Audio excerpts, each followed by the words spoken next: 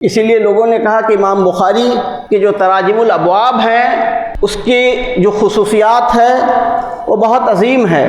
اس عظیم خصوصیات کی بہت سارے وجوہات میں سے ایک وجہ نسبت بھی ہے۔ تراجم کے بارے میں بتا دیں، تراجم کا مطلب ہوتا ہے ہیڈنگ، یعنی ابواب کے اندر جو بحث کرنے جا رہے ہیں اس کے تعلق سے جو ہیڈنگ قائم کی جاتی ہے اس کو تراجم کہا جاتا ہے۔ تو ایک روایت کے مطابق متعدد مشائخ نے اس بات کو ذکر کیا ہے